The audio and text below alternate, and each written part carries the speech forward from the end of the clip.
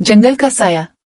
घने और सुनसान जंगल के बीच एक ऐसा हिस्सा था जहां शाम होते ही अजीब सी खामोशी छा जाती थी। हवा रुक रुक कर चलती, दरख्तों की टहनियां साई साई करती थी और कभी कभी दूर से किसी नामालूम जानवर की आवाज गूंजती थी। जंगल के जानवर इस जगह को सायों वाला हिस्सा कहते थे।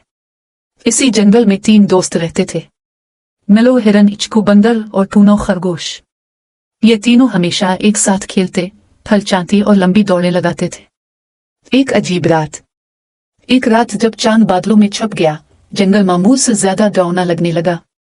मिलो ने कहा, आज सायों वाले हिस्से से अजीब सी रोशनी आ रही थी। क्या वो कोई जानवर है या कुछ और?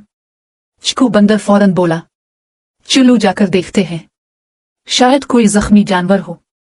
टूनो खरगोश कांपते हुए बोला, नहीं नहीं, मैंने सुना है वहां भटका हुआ साया रहता है जो सिर्फ रात को बाहर निकलता है। तीनों ने फिर भी हिम्मत की और चल पड़े। सायों वाले हिस्से में दाखिला। जैसे जैसे वो आगे बढ़ते गए, खामोशी बढ़ती गई। दरख्तों की लंबी सियाह शाखें जमीन पर अजीब सा नक्शा बना रही थीं। फिर अचानक किर्र किर्र, झाड़ियों से कोई चीज हिली।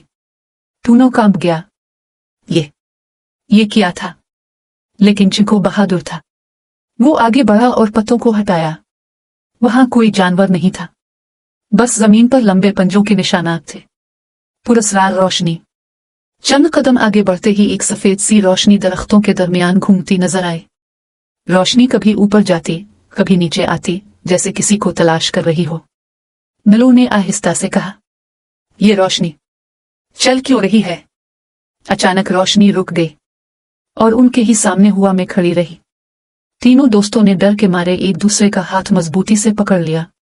हकीकत सामने आई। फिर अचानक रोशनी के अंदर से एक आवाज आई, वे रुक जाओ, डर मत। रोशनी आहिस्ता आहिस्ता मांद पड़ी और सामने एक छोटा सा उल्लू का बच्चा नजर आया। इसका पर जख्मी था और वो रोशनी दरअसल उसके परों पर लगी चमकती हुई दवाई थी जो उसके वालिदैन लगाते थे ताकि अंधेरे में वो खो ना जाए। उल्लू के बच्चे ने रोते हुए कहा, मैं दरख्त से गिर गया हूं, मुझे घर जाना है मगर वो नहीं सकता। तीनों दोस्त हैरान भी थे और शर्मिंदा भी कि वो इसे कोई खौफनाक चीज समझ बैठे थे। बहादुरी का वक्त। मिलो हिरन ने कहा, हम तुम्हें घर छोड़कर आएंगे। चिकू बंदर ने इसे अपनी पीठ पर बिठाया। टूनो खरगोश आगे आगे रास्ता देखता रहा और तीनों मिलकर उल्लू के बच्चे को इसके घर तक ले आए। बच्चा उल्लू खुश हो गया और बोला, मैं डरा हुआ था मगर तुमने मुझे अकेला नहीं छोड़ा। कहानी का सबक। डर हमेशा हकीकत से बड़ा होता है। हिम्मत और दोस्ती हर अंधेरे को रोशन बना देती है।